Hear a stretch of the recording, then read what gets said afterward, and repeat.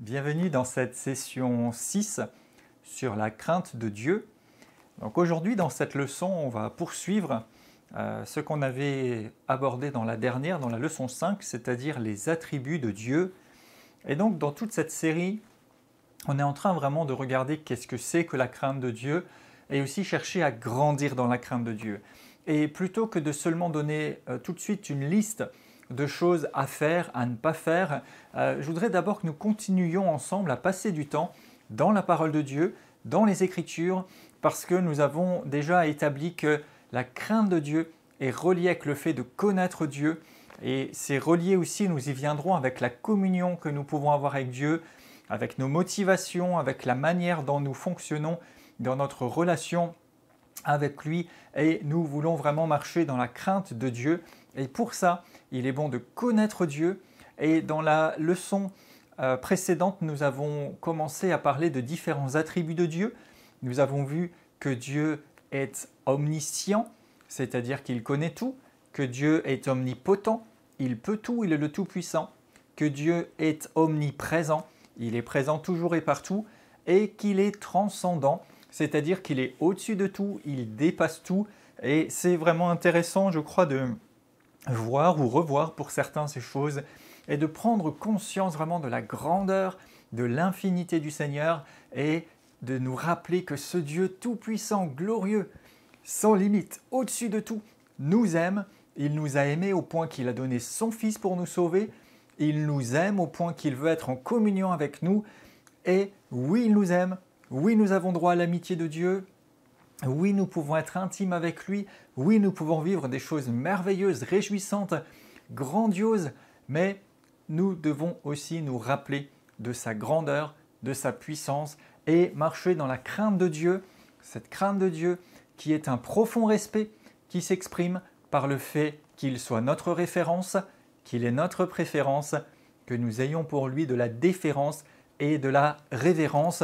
Et c'est tout ce que nous voulons continuer d'observer ensemble dans cette leçon. Père, dans le nom de Jésus, je te remercie maintenant pour cette nouvelle leçon dans laquelle nous pouvons encore observer ce que tu nous révèles à ton sujet dans les Écritures et où nous pouvons plus que savoir véritablement faire un avec ces réalités, te connaître davantage, avoir une conscience réelle de celui que nous servons et marcher avec maturité, non pas dans la légèreté, non pas juste dans différentes formes ou d'autres, mais avec de profonds fondements, avec une attitude qui soit juste et bonne vis-à-vis de toi. Je te remercie, Père, pour ta révélation qui grandit dans nos vies et pour l'amour infini que tu répands alors que tu t'intéresses particulièrement à chacun de nous. À toi la gloire, à toi l'honneur. Merci pour ce temps d'enseignement qui est une bénédiction et qui porte des fruits. Au nom de Jésus, Amen. Alors, dans les attributs de Dieu, je vous propose de poursuivre directement et nous allons voir maintenant que la Bible nous montre que Dieu est éternel. D'ailleurs, il se révèle et on l'appelle dans l'Écriture l'Éternel et nous voyons qu'il existe depuis toujours et qu'il existera toujours. Je vous rappelle, j'avais montré ce constat que la Bible établit l'existence de Dieu. Au commencement, Dieu. On ne cherche pas à savoir d'où il vient, quand est-ce qu'il a eu un début ou une fin. Il n'en a pas. Il est éternel. Regardons le psaume 90, verset 1er. « Seigneur, tu as été pour nous un refuge de génération en génération, avant que les montagnes soient nées et que tu n'aies créé la terre et le monde, d'éternité en éternité, tu es Dieu. » Donc, Dieu est éternel. Il est question ici des générations en générations. Il est question d'éternité en éternité. Ça nous montre en fait que ce sont des notions de temps que nous ne pouvons pas et que nous ne sommes pas supposés mesurer. Mais Dieu est éternel. Prenons encore le psaume 102, verset 1er. « Éternel, écoute ma prière et que mon cri parvienne jusqu'à toi. » Et on va aller au verset 12 dans cette prière où il dit « Mes jours sont comme l'ombre à son déclin, je me dessèche comme l'herbe, mais toi, Éternel, tu règnes à perpétuité et ta mémoire dure de génération en génération. Donc, Dieu vit éternellement, à perpétuité, il est éternel. Ésaïe 57, verset 15.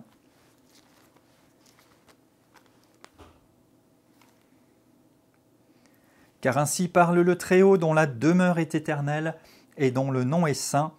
J'habite dans les lieux élevés et dans la sainteté, mais je suis avec l'homme contrit et humilié, afin de ranimer les esprits humiliés, afin de ranimer les cœurs contrits.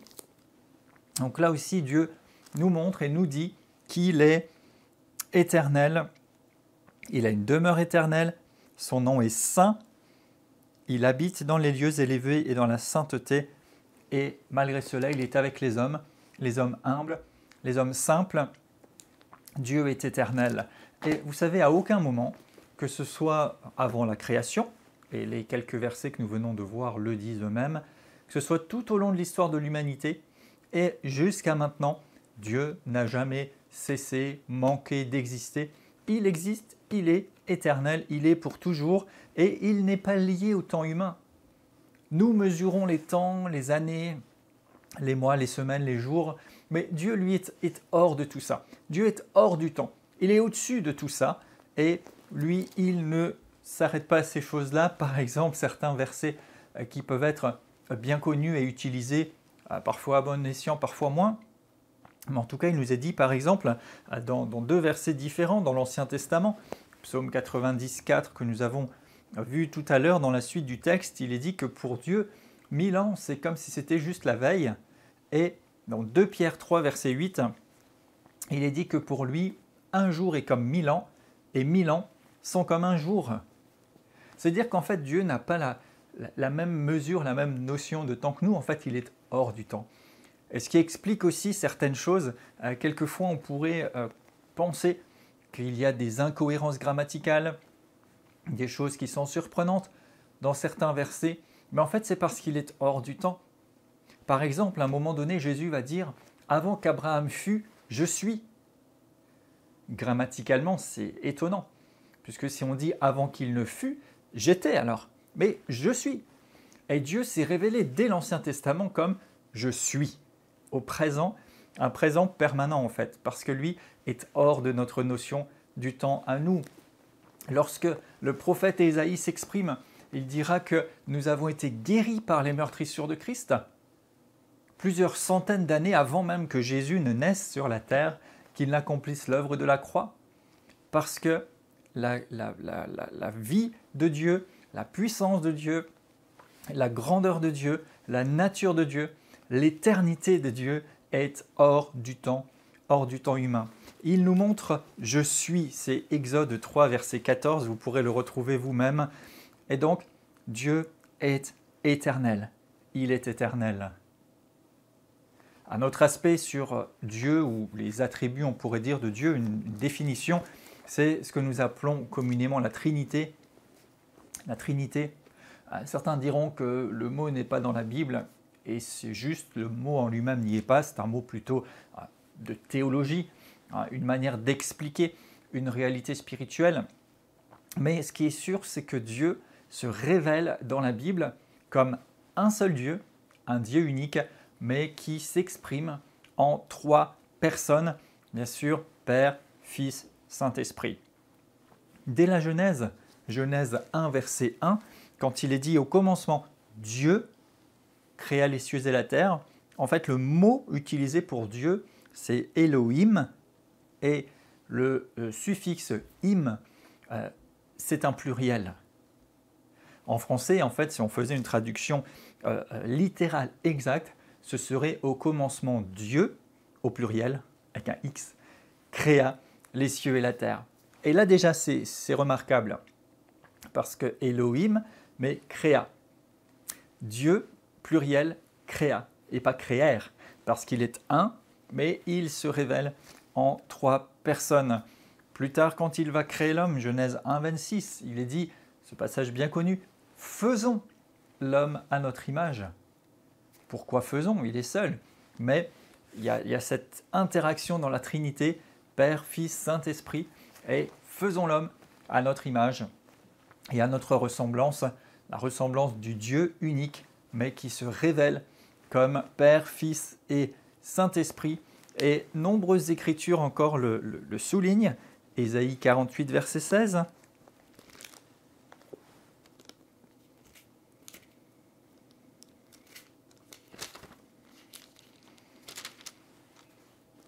Approchez-vous de moi et écoutez. Dès le commencement, je n'ai pas parlé en cachette. Dès l'origine de ces choses, j'étais là. Donc là, on retrouve encore l'éternité. Dieu est éternel.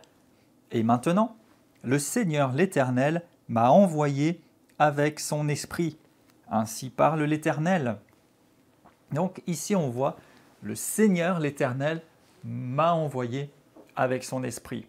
Et en fait, ici, on trouve le Père qui envoie le Fils avec l'Esprit. Et on pourrait comme ça analyser plusieurs versets, plusieurs passages. Et c'est vraiment quelque chose qui est assez intéressant. Ésaïe 61, verset 1, une prophétie dont Jésus plus tard fera la lecture. Et en disant maintenant c'est accompli, il est écrit là, l'Esprit du Seigneur l'Éternel est sur moi, car l'Éternel m'a oint. Et puis il parle de sa mission, de sa vocation. Vous voyez, il dit l'Esprit du Seigneur, de Dieu, on peut dire du Père, l'Éternel est sur moi, moi Jésus, le Fils. Donc on trouve encore les trois. Et puis dans les instructions de Jésus, quand Jésus va envoyer les disciples, et il dira à la fin des évangiles, et notamment dans Matthieu 28, il dira « Allez, faites de toutes les nations des disciples, les baptisant au nom du Père, du Fils et du Saint-Esprit, et enseignez-leur à observer ce que je vous ai prescrit. » Donc là encore, on voit cette unité. Et en fait, si vous lisez l'Écriture régulièrement, dans l'Évangile de Jean, Jésus s'exprime régulièrement et clairement sur sa relation, sa communion avec le Père et la manière dont le Saint-Esprit allait être libéré et envoyé sur la terre. On trouve vraiment cette complémentarité. Et c'est intéressant. Dans le livre des Actes, on voit que Jésus envoie ses disciples et que le Saint-Esprit va être libéré par le Père sur la terre pour révéler Dieu, pour continuer les œuvres qui doivent être poursuivies parce que c'est la promesse qui a été faite. Et donc on trouve vraiment de régulières écritures où cette Trinité, ce Dieu unique révélé en trois personnes, est présente. Romains chapitre 1.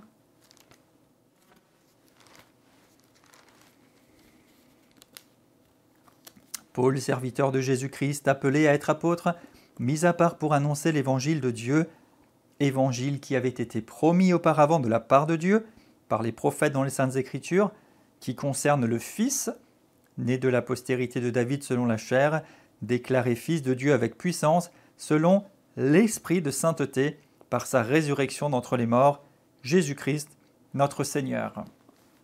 Donc là aussi, on retrouve le Père, le Fils et l'Esprit qui fonctionnent, qui travaillent ensemble. 2 Corinthiens 13.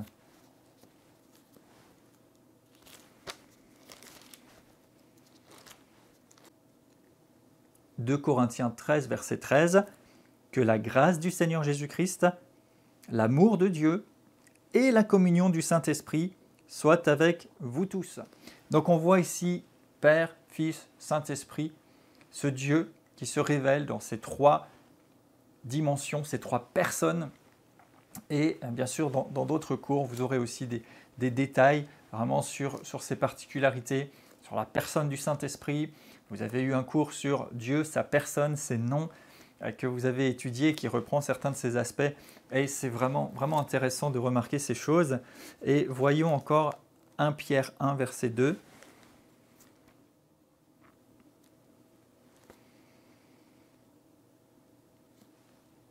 Verset 1er plutôt. « Pierre, apôtre de Jésus-Christ, à ceux qui sont étrangers et dispersés dans le pont de Galatie, Cappadoce, Asie et Bithynie, qui sont élus selon la prescience de Dieu le Père, par la sanctification de l'Esprit, afin qu'ils deviennent obéissants et participent à l'aspersion du sang de Jésus-Christ, que la grâce et la paix vous soient multipliées. » Donc, vous voyez ici, il y a des gens et les croyants dans ces régions-là auxquelles il écrit, qui ont été élus par Dieu le Père, qui ont reçu la sanctification par l'Esprit et qui sont obéissants par le sang de Jésus-Christ, Père, Fils, Saint-Esprit. Et il pourrait y avoir d'autres citations, mais ici simplement de démontrer, établir ce fait.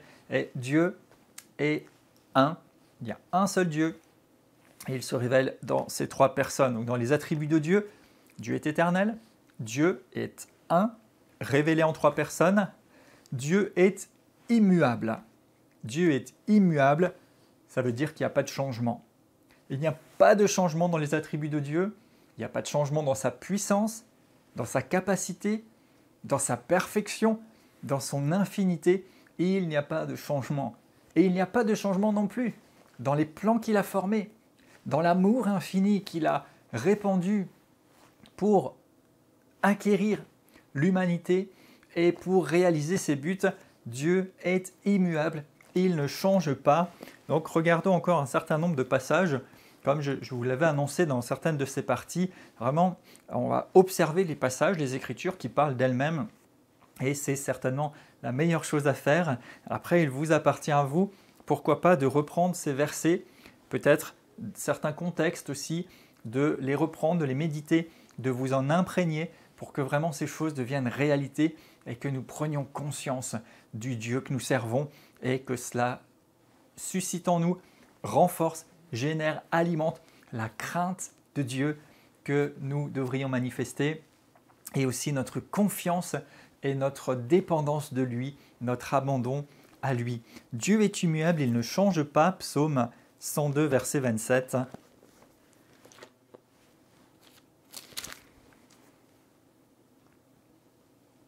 Ils périront, mais tu subsisteras. Ils s'useront tous comme un vêtement. Tu les changeras comme un habit et ils seront changés. Mais toi, tu restes le même et les années ne finiront point. Les fils des serviteurs habiteront leur pays et leur postérité s'affermira devant toi. Oui, Dieu ne change pas, il subsiste, il reste le même, il n'a pas de fin. C'est le Dieu immuable qui ne change pas. Malachie 3, verset 6.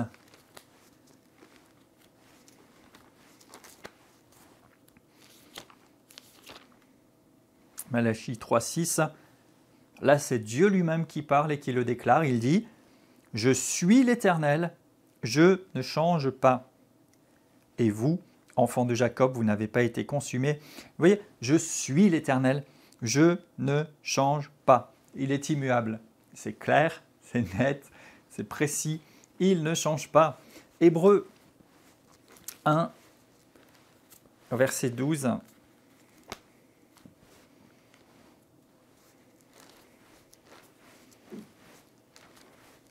Hébreux 1, 12. Toi, tu restes le même, tes années ne finiront pas. Vous voyez, on retrouve la citation qu'on avait tout à l'heure dans le psaume. Dieu reste le même.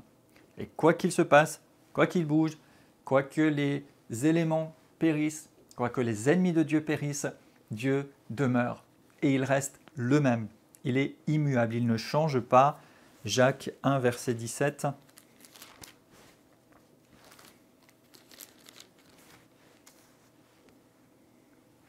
Toute grâce excellente et tout don parfait descendent d'en haut du Père des Lumières, chez lequel il n'y a ni changement, ni ombre de variation. Dieu ne change pas, il ne varie pas. Ce qu'il a dit, ce qu'il a établi, est établi. Il l'accomplit.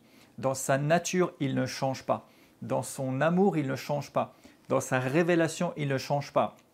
Dans son omniprésence, dans son omniscience, dans son omnipotence, dans sa transcendance, dans son éternité, dans sa perfection, sa sainteté et d'autres éléments que nous allons voir encore, Dieu est immuable, il ne change pas. C'est ce qui fait aussi que sa parole est éternelle, que sa parole est immuable, que sa parole demeure, que sa parole est intemporelle. Nous avons cette même Bible, ce même livre, et il reste vivant efficace, puissant.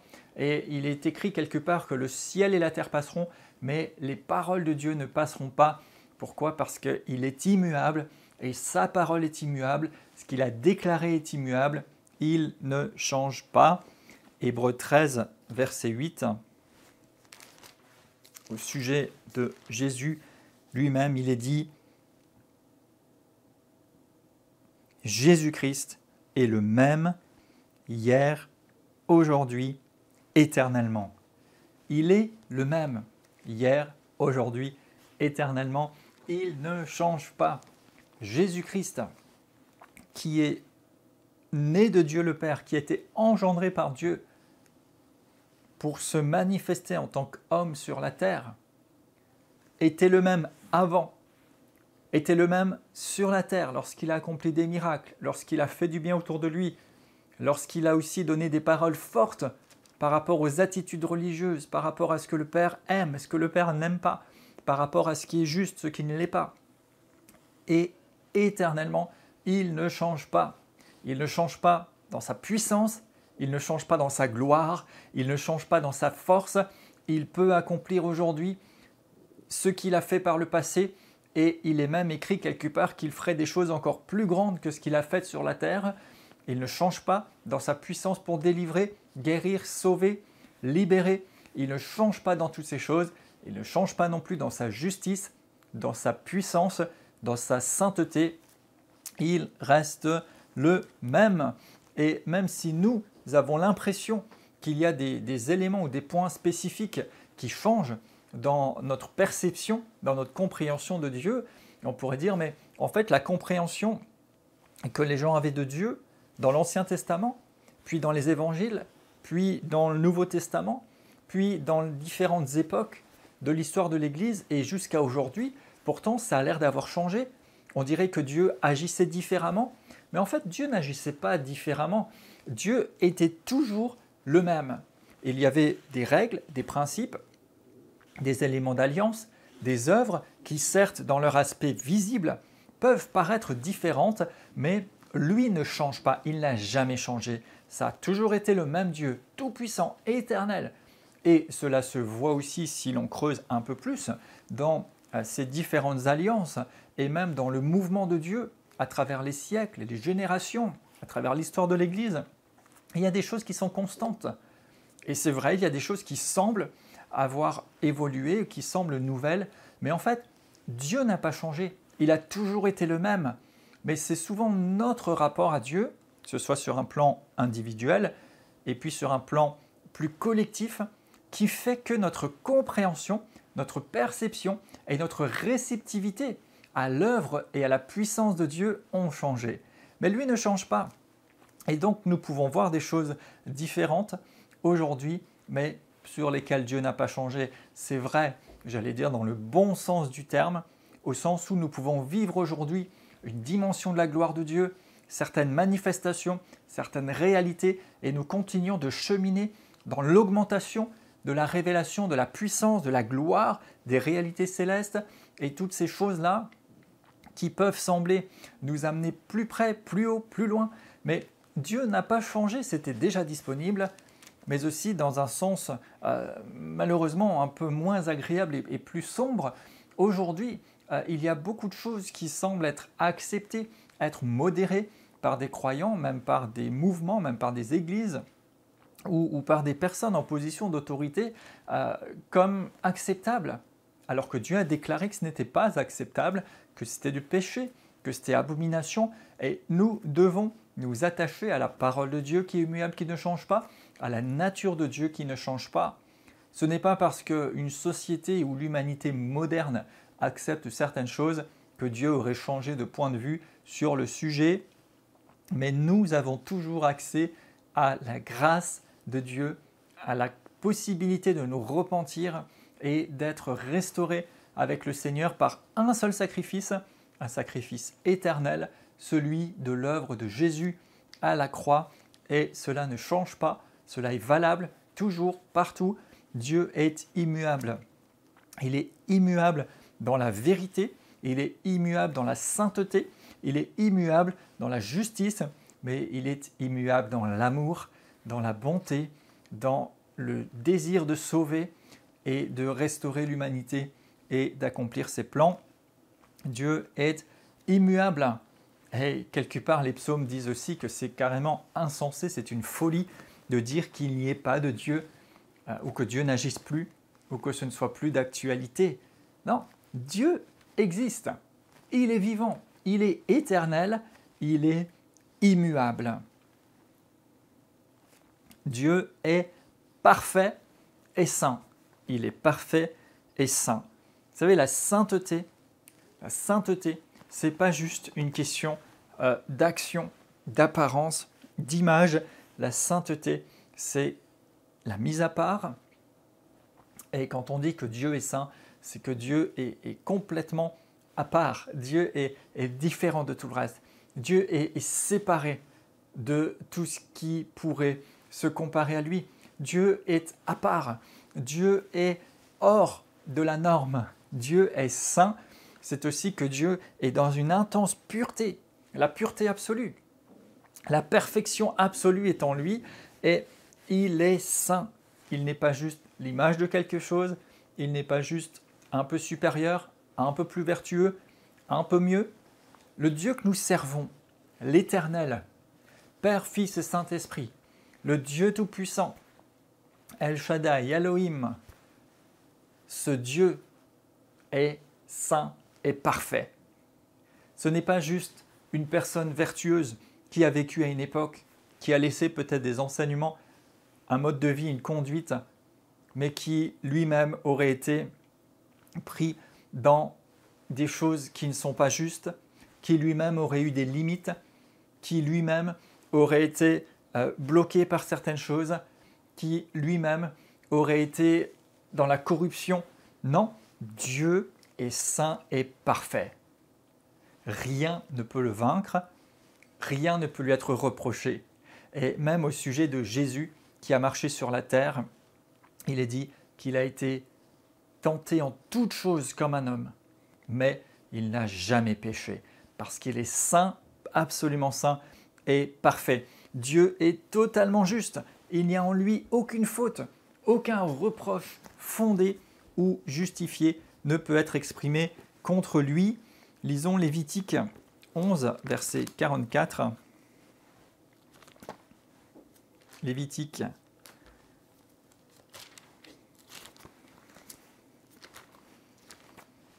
11, 44. Je suis l'Éternel votre Dieu.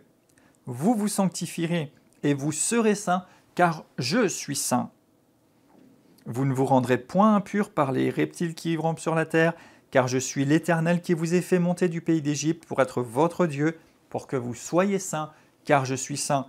Donc là, dans le contexte de la loi, où il y avait énormément de consignes qui ont été données, mais dont l'objectif principal était de faire prendre conscience à l'humanité de son état pécheur et de son besoin de salut.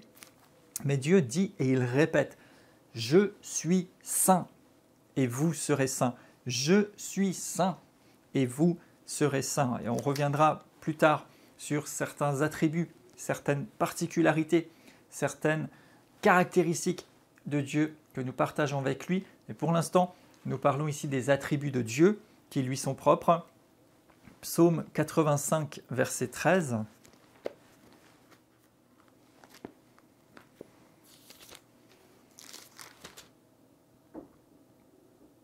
L'Éternel accordera le bonheur, la terre donnera ses fruits, la justice marchera devant lui et imprimera ses pas sur le chemin. Donc, Dieu marche dans la justice et la perfection. Il est absolument juste. Psaume 145, verset 7.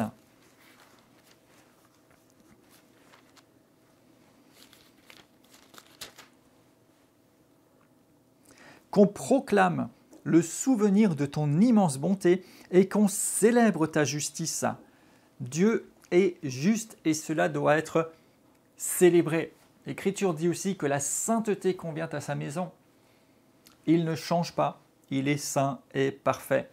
La Bible nous dit aussi que Dieu ne peut pas mentir. Il n'est pas un homme pour mentir. Tite 1.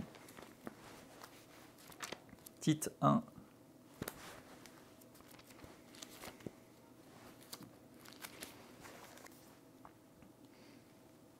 Paul, serviteur de Dieu et apôtre de Jésus-Christ pour la foi des élus de Dieu et la connaissance de la vérité, selon la piété qui repose sur l'espérance de la vie éternelle, promise avant tous les siècles par le Dieu qui ne ment point et qui a manifesté sa parole en son temps, par la prédication qui m'a été confiée d'après l'ordre de Dieu notre Sauveur.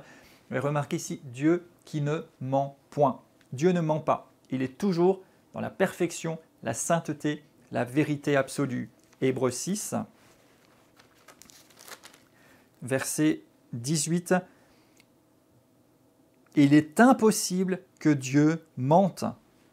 Impossible. Et ici, en fait, il parle de différents aspects de la révélation, du salut, de la rédemption. Mais il dit, Dieu ne ment pas, il ne peut pas mentir. Dieu est toujours dans la sainteté, la perfection, la vérité. Et la sainteté de Dieu va soit produire la destruction, parce qu'on ne peut pas demeurer face à la sainteté de Dieu dans un état de péché, de corruption, ou soit va amener la sanctification, parce que plus vous êtes au contact de la sainteté de Dieu, plus vous vous laissez transformer, plus vous devenez saint. Et on a vu tout à l'heure, et il y a d'autres passages qui montrent que Dieu nous dit « Je suis saint, alors vous serez saints ». Et nous avons reçu de Dieu la capacité d'être tel il est. Nous avons reçu de Dieu la sanctification, le salut, la rédemption. Et il nous a rendus saints. Il est saint, nous sommes saints. Et ce n'est pas le fruit de nos œuvres, c'est lui qui accomplit cette œuvre. Il nous rend saints. Maintenant, notre part, je vous rappelle, quand nous avons travaillé sur esprit, âme et corps, nous avons observé cette réalité, c'est que nous devons vivre et nous comporter conformément à la sainteté qui nous appartient déjà. Il nous a mis à part, il nous a sanctifiés. Et donc ça, c'est ce qu'il voudrait. Et c'est un bon fruit. Et à mesure que nous demeurons en lui, que nous le contemplons, nous devenons conformes à son image. Et cette sainteté, cette pureté, cette perfection vont se manifester. Mais si nous résistons, si nous sommes orgueilleux, si nous nous rebellons, si nous allons contre Dieu, eh bien cette sainteté va être une cause de destruction parce que nous nous opposons à Dieu et on ne peut pas jouer avec la sainteté de Dieu. Et il y a bien des exemples dans l'Écriture et on en reparlera plus loin. Et on sait que Dieu a préparé eh bien, un endroit pour le diable, le rebelle par excellence, pour les démons qui l'ont suivi et pour ceux qui auront choisi de s'opposer et de demeurer contre lui. Mais ce n'est pas la première volonté, ce n'est pas non plus la première destination pour l'humanité. Vous savez, Dieu désire que nous puissions nous repentir, que nous puissions revenir à lui et devenir tel qu'il est, être saint. Mais Dieu est parfait et saint. Il nous a dit aussi que Dieu est un Dieu jaloux. Dieu est un Dieu jaloux. Alors quand on parle de jalousie, quelquefois on peut dire « Ah, mais ça c'est quelque chose qui est souvent perçu comme quelque chose de négatif, comme un excès, comme un déséquilibre. » Mais en fait, on va voir ici que Dieu dit qu'il est jaloux, il est un Dieu jaloux. Il n'a rien qui soit mauvais chez Dieu. Il n'y a rien qui soit excessif, il n'y a aucun déséquilibre chez lui. Donc si Dieu est jaloux, c'est quelque chose qui doit faire partie et qui fait partie de sa puissance, de sa grandeur, de sa nature, de sa sainteté et que nous devons considérer comme tel, mais en comprenant de quoi il est question. Alors regardons Deutéronome 4, verset 24. Deutéronome 4, 24. Il est dit « L'Éternel ton Dieu est un feu dévorant et un Dieu jaloux. » Et il dit cela à son peuple en parlant de l'alliance qu'il a conclue avec eux, en parlant de ne pas avoir d'idole, de faux dieux. Il est un Dieu jaloux. Et quand il dit jaloux, ça veut dire qu'il ne tolère pas que nous adorions d'autres dieux. Il ne tolère pas que nous allions après d'autres choses. C'est une saine jalousie. C'est un amour infini. Dieu est amour. Et Dieu est loyal plus que jamais, fidèle plus que jamais envers nous. Et il est jaloux en ce sens qu'il attend de nous que nous soyons attachés à lui. Il n'accepte pas, il ne veut pas que nous allions vers d'autres dieux, vers d'autres choses que lui, il est jaloux. Exode 20, verset 3. Alors qu'il donne ici sa loi à son peuple, il dit « Tu n'auras pas d'autre Dieu devant ma face. » Tu n'en auras pas d'autre Dieu. Pas d'autre Dieu. Il veut une adoration, une consécration qui lui soit exclusive. Il nous veut tout entier à lui, et bien des passages des Écritures nous exhortent en ce sens à lui appartenir tout entier, à l'aimer tout entier, parce qu'il est un Dieu jaloux. Jacques 4,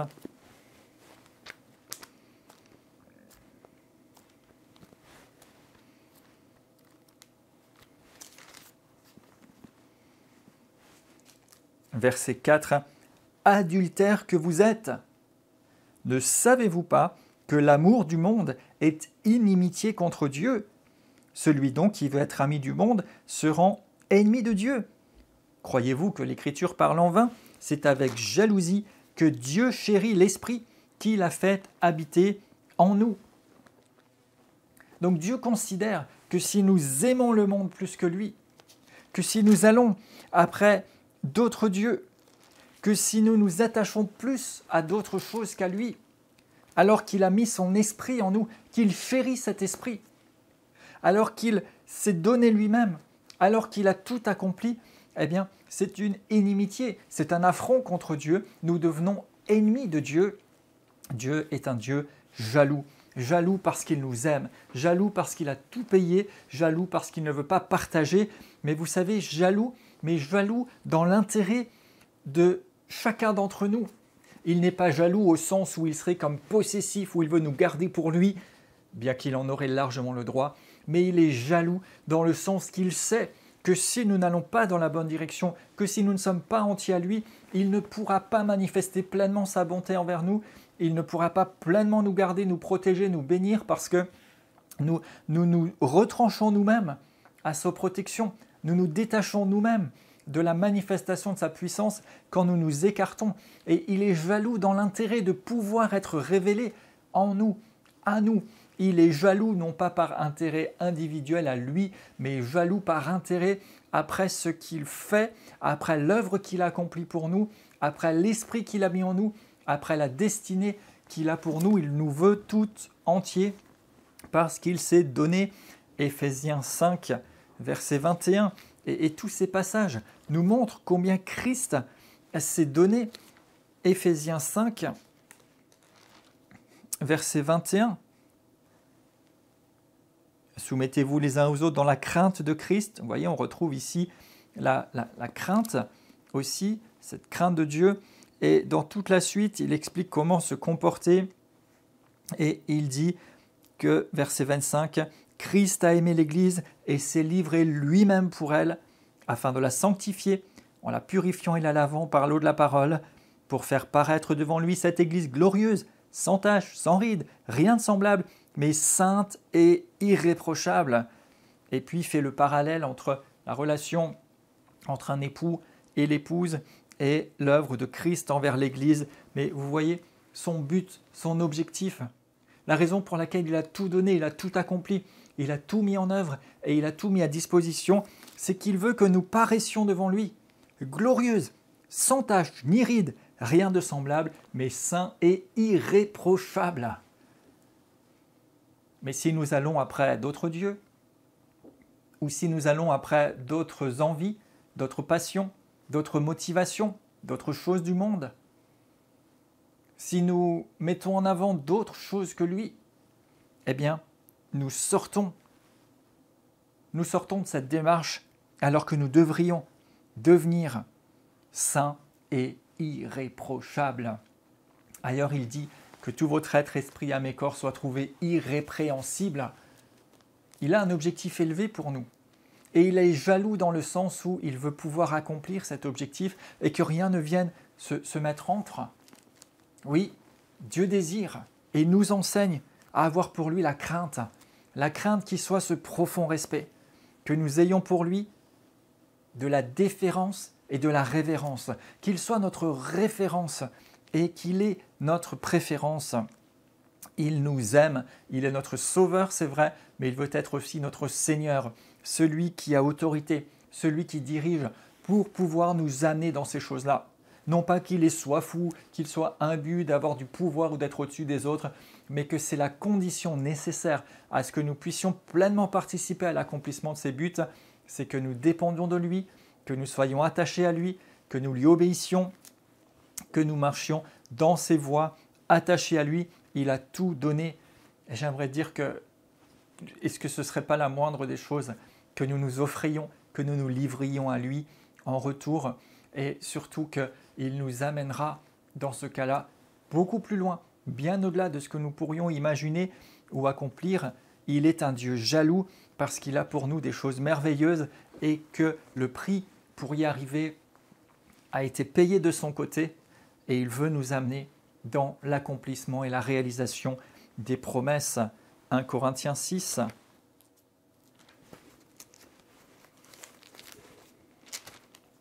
Verset 19. Ne savez-vous pas que votre corps est le temple du Saint-Esprit qui est en vous, que vous avez reçu de Dieu et que vous ne vous appartenez pas à vous-même? Vous avez été rachetés à un grand prix. Glorifiez donc Dieu dans votre corps et dans votre esprit qui appartiennent à Dieu. Nous appartenons à Dieu, notre corps aussi. C'est pas juste, oui, mon esprit a été sauvé et j'irai auprès de Dieu, alléluia, gloire à Dieu, mais mon corps et mon âme et mes émotions et mes envies et mes pulsions et toutes ces choses-là, j'en fais ce que je veux et de toute façon, même si je fais des choses travers, je demande pardon, Dieu me pardonne et puis ça ira, de toute façon j'irai au ciel, même si c'est de justesse. Vous savez, ça, c'est la réflexion ou la pensée de quelqu'un qui ne connaît pas Dieu. Mais nous voulons connaître Dieu. Nous voulons prendre conscience de qui est Dieu, de celui que nous servons. Dieu nous aime. Vous savez, Dieu est bon, mais Dieu est aussi juste. Dieu est amour, mais Dieu est aussi sainteté. Dieu est sans limite dans la bonté qu'il répand sur chacun de nous, mais Dieu est aussi un Dieu jaloux. Dieu attend de nous que nous soyons pleinement à lui, que nous lui soyons consacrés, que nous le suivions, que nous soyons attachés à lui, que nous n'ayons pas un cœur partagé avec d'autres dieux, avec d'autres choses, que nous n'ayons pas un cœur partagé avec le monde, mais que nous soyons pleinement, tout entier, totalement à lui. Dieu est éternel, Dieu est un, révélé en 3 personnes, Dieu est immuable, il ne change pas, Dieu est parfait et saint, Dieu est un Dieu jaloux. Mais pourquoi? Parce qu'il nous aime tellement et qu'il veut que nous vivions de la meilleure façon possible cette vie qu'il nous a donnée sur cette terre maintenant, mais aussi l'éternité avec lui, l'éternité pour l'accomplissement de ses buts. Et c'est pour cela qu'il désire nous voir tout entier, consacrés à lui. Ce n'est pas une contrainte, vous savez. Plus vous allez prendre conscience de l'amour de Dieu, de la profondeur de sa manifestation et de sa révélation envers vous, de la gloire merveilleuse des plans qu'il a formés pour l'humanité, et plus vous allez vous rendre compte que la sainteté, que la consécration, que la vie qui marche véritablement avec Dieu est loin d'être une contrainte, parce qu'en fait vous allez être motivé non pas par l'obligation de faire ou ne pas faire certaines choses, mais par la conscience, par une relation d'amour.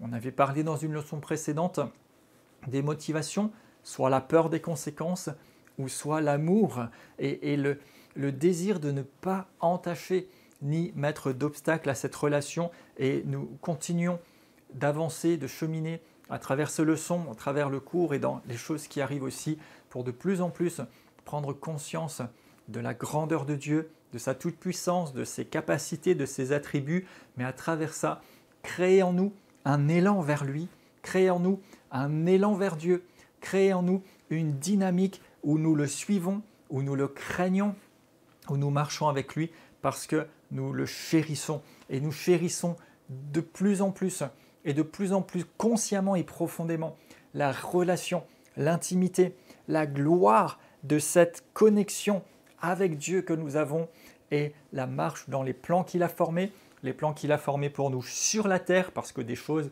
merveilleuses doivent se manifester et elles viennent à se manifester de plus en plus et nous en faisons partie à mesure que nous marchons dans l'amitié de Dieu qui est pour ceux qui le craignent et aussi pour toute l'éternité. Alors, nous avons maintenant parlé des attributs de Dieu qui lui sont plutôt exclusifs d'une certaine façon, qui sont à lui, qui nous révèlent cette grandeur, cette majesté. Il est omnipotent, omniprésent, omniscient, il est transcendant, il est au-dessus de tout, il est saint, il est éternel, il est immuable, il est parfait, il est jaloux, mais nous savons que c'est dans une direction positive et favorable pour chacun de nous. Et nous verrons dans la prochaine leçon encore différents attributs de Dieu, mais ces attributs cette fois qui lui appartiennent, qui sont les siens, mais qu'il nous appelle et nous invite à partager avec lui, à refléter ou à imiter. Alors je vous dis à très bientôt pour la prochaine leçon.